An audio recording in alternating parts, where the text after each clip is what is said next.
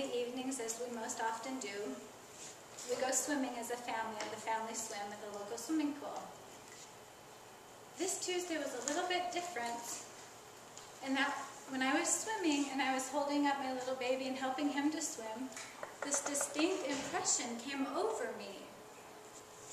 Treasure the time that you have with your children. That was the feeling I got.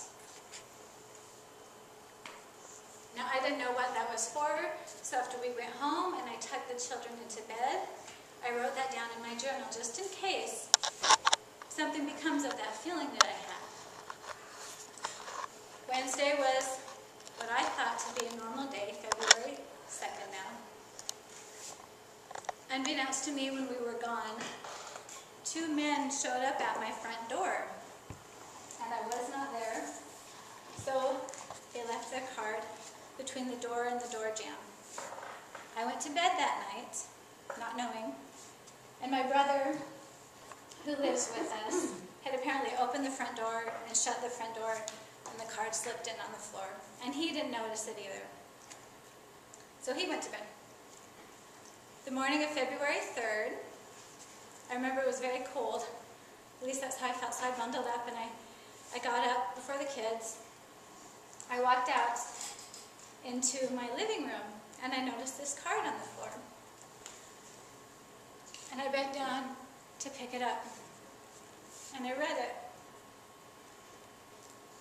And it said, DHS, Oregon Department of Human Services, Mr. Brown, Social Services Specialist, Protective Services. And on the back, in handwriting little note, it says, contact me, please.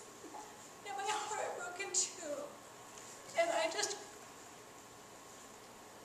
I curled up in the ball on the floor and wailed like a big baby. I did not know what to do. I thought my children are going to be taken from me. That's what that impression was.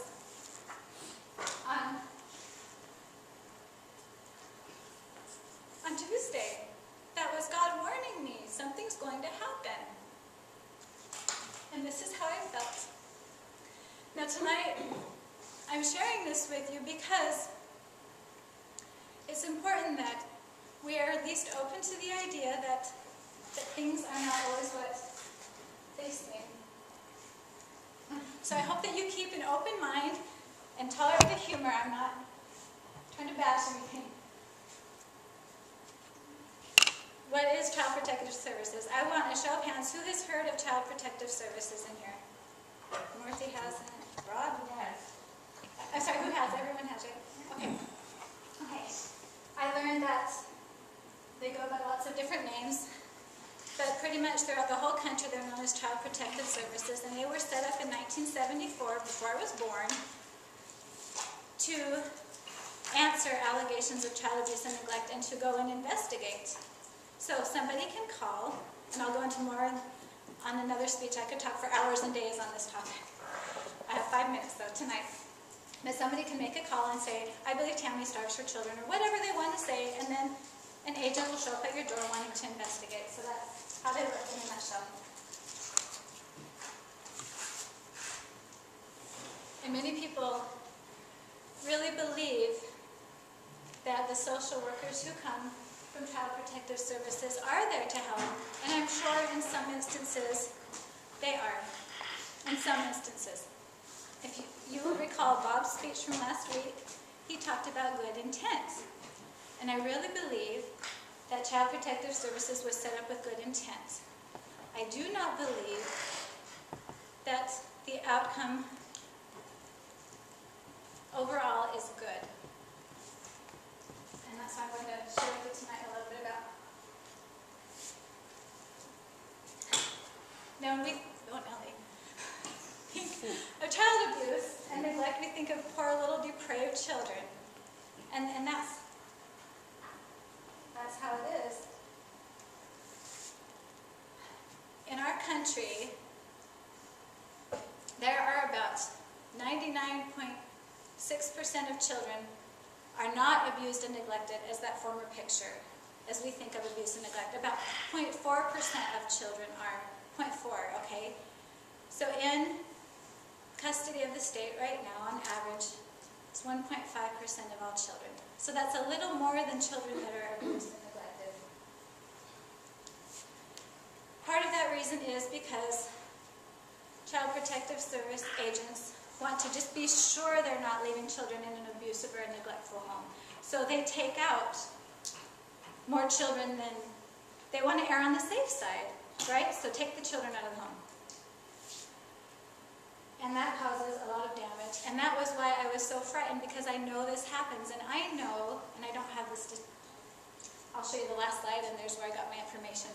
But I know statistically, if Child Protective Services is called on you, and they show up at your house, you have a 25% chance of losing your children. And that is why I was so devastated, because that's too much of a chance for me.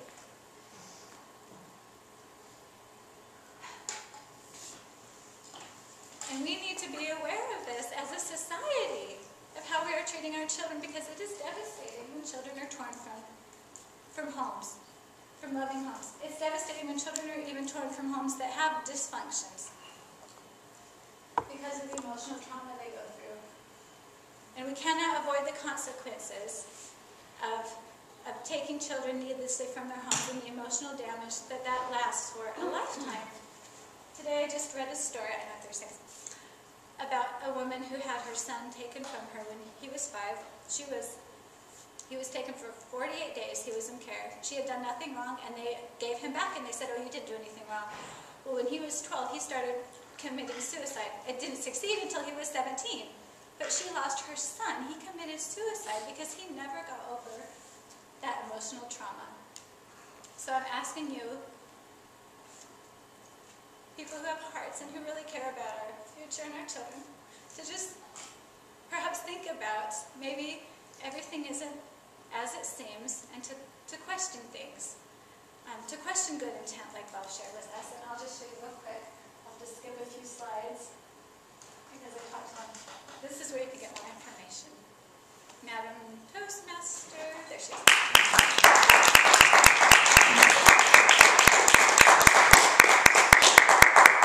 Go ahead and close the laptop. Yes,